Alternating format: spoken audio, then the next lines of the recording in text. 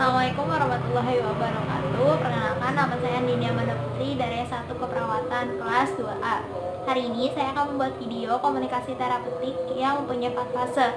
Fase yang pertama adalah fase prainteraksi, yang artinya tenaga medis seperti dokter atau perawat mempersiapkan diri sebelum bertemu dengan klien. Yang kedua adalah fase orientasi, yang dimana fase ini sangat penting untuk membangun komunikasi antara klien atau pasien dengan dokter atau tenaga medis. Dan yang ketiga adalah fase kerja, yang artinya di sini dimulailah dokter bertanya atau tenaga medis bertanya bagaimana keadaan pasien tersebut.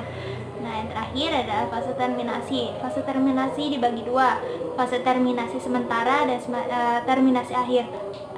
Untuk fase terminasi sementara itu artinya fase di mana klien atau pasien akan bertemu lagi dengan tenaga medis atau dokter dengan waktu yang akan ditentukan. Dan untuk fase akhir yaitu berakhirnya masa pengobatan pasien atau klien.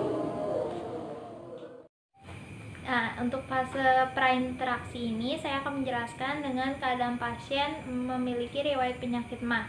Pasien adalah Nyonya Devi, umur 30 tahun dan jenis kelamin perempuan. Pasien adalah kakak dari Tuan Revan dan sebelumnya pernah dirawat di rumah sakit dengan penyakit yang sama, dan sekarang harus dirawat lagi di Rumah Sakit Persada. Klien masuk Rumah Sakit Persada dengan keadaan penyakit MA yang ditemukan tanda-tanda nafas cepat, muka pucat, dan keadaan yang sudah menurun. Selamat pagi, Dek. Selamat pagi, Sus. Adik keluarganya Ibu Devi ya? Iya, Adik siapanya? saya adiknya. Oh, namanya siapa? Revan Muhammad Ferdian. Oh, dipanggilnya apa? Revan. Oh, oke. Ini Ibu Devi udah berapa kali ya masuk rumah sakit? Udah 2 kali dengan alasan penyakit MA. Oh, dengan penyakit MA juga. Oke, nanti saya kasih tahu ya kenapa penyakit MA bisa terjadi. Iya. Oke, saya akan bantu Ade ya tentang penanganan pertolongan pertama untuk penderita MA. Lama waktunya kira-kira ya 20 menit. Ade bersedia? Ya, saya bersedia, Sus. Oke, kita mulai ya. Iya. Nah, sekarang saya jelasin ya. Ade tahu nggak penyakit MA itu apa? Kalau Ade tahu, bisa nggak dijelasin? Tahu saya penyakit MA adalah penyakit pada lambung yang disebabkan karena telat makan. Itu udah betul. Tapi ada yang saya perlu jelasin lagi. Penyakit MA bukan hanya karena telat makan loh, tapi karena rusaknya lapisan dinding lambung yang disebabkan oleh sekresi asam lambung yang berlebihan oleh suatu hal dengan gejala yang dapat sembuh sendiri. Oh gitu, Sus. Ada tahu penyebab dari MA selain yang tadi telat makan apa aja? Setahu saya penyebab MA karena telat makan, bukan begitu, Sus? Nah, ya itu udah betul. Nah, saya jelasin lagi ya. Untuk penyebab MA itu ada berbagai macam. Yang pertama yang tadi telat makan, waktu makan tidak teratur, kalau makan nikunya tidak terlalu halus atau terlalu lembut, bekerja terlalu keras dan kurang istirahat, pikirannya terlalu tegang atau stres psikologi. Oh begitu, lalu bagaimana cara menghindari penyakit MA itu? Nah, kita hindarin penyakit MA itu pertama biasakan makannya secara teratur. Jangan terlalu berlebihan mengkonsumsi makanan yang terlalu pedas atau asam. Hindari segala faktor yang mengakibatkan stres atau tekanan batin. Oh, baru saya mengerti sekarang. Untuk pas kakak di kambuh, mahnya apa yang Ade lakukan? Saya memberi obat mah, Sus. Oh, oke, itu udah betul. Tetapi bukan itu aja yang perlu diperhatikan nih pas lagi sakit langsung dikasih obat. Karena dalam memberi obat mah bila kurang tepat dosis ataupun jenis obat yang sesuai dengan penyebab mah bukannya akan menghentikan atau mengobati penyakit mah, bisa jadi menyebabkan penyakit itu bertambah parah karena obatnya nggak sesuai. Sehingga jika belum mengerti betul itu harusnya kita langsung buru-buru kayak bawa ke puskesmas atau rumah sakit terdekat atau dokter praktek terdekat dari rumah.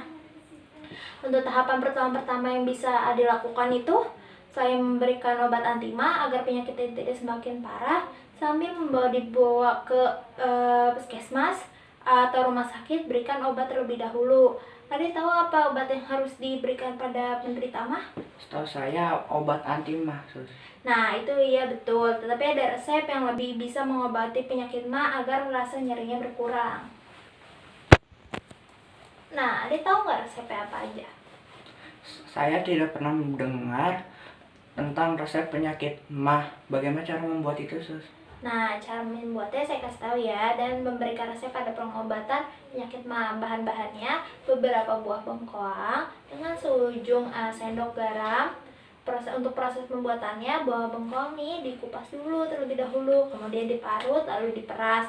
Usahakan sampai menghasilkan 1 gelas ukuran 240 sampai 250 cc. Selanjutnya tambahkan garam, kemudian aduk sampai rata. Nah, untuk dosisnya itu 2 kali 1 gelas pagi dan sore sesudah makan. Oh, begitu cara membuat dan memberikannya. Betul, ada sudah mengerti atau ada yang perlu ditanyain lagi nggak tentang penyakit mah pengobatannya ini? Saya sudah mengerti dan untuk saat ini tidak ada lagi pertanyaan. Oh, oke. Nah, tadi saya udah jelasin nih apa aja penyebab dari mah, cara pengobatannya apa aja. Bisa dijelasin lagi nggak apa itu penyakit mah? Penyakit mah adalah rusaknya lapisan dinding lambung yang disebabkan oleh sekresi asam lambung yang berlebihan oleh sesuatu hal dengan gejala yang dapat sembuh sendiri. Nah, coba ulangin lagi dong, 4 penyebab mah apa aja? Waktu makan yang tidak teratur, kalau makan tidak dikunyah, dengan lembut, bekerja terlalu keras dan kurang istirahat, pikiran yang terlalu tegang, atau stres psikologis. Nah, untuk resep obat mahnya tadi masih ingat nggak apa aja? Masih. Saya ingat, Sus. Caranya adalah siapkan bahan beberapa buah bengkoang, seujung sendok teh garam. Proses pembuatannya, buah bengkoang dikupas terlebih dahulu, kemudian diparut dan diperas. Usahakan sampai menghasilkan 1 gelas ukuran 240 sampai 250 cc. Selanjutnya tambahkan garam, kemudian aduk sampai rata. Nah, untuk perlu diingat lagi, tadi minumnya adalah 2 gelas 1 hari pagi dan malam. Karena dia sudah mengerti cara pertolongannya untuk pada penderita mah, terus udah nggak ditanya lagi kan? Tidak, Sus. Nah, serta saya juga harus ngerjain tugas lain, maka kita diskusinya diakhiri sampai sini aja ya. Terima kasih, Suster. Jika lain waktu saya ada masalah yang belum dimengerti tentang perawatan kakak saya, boleh kita berdiskusi lagi? Oh boleh, tentu. Saya dengan senang hati akan membantu adik. Selamat sore, Dek. Saya ini lagi ya, kerja lagi. Nanti kalau bisa mau cari bantuan, bisa hubungin saya atau perawat jaga yang lain di ruang rawat. Terima kasih ya, Dek. Saya doakan semoga kakaknya cepat sembuh. Baik, Sus. Terima kasih. Iya, sama-sama.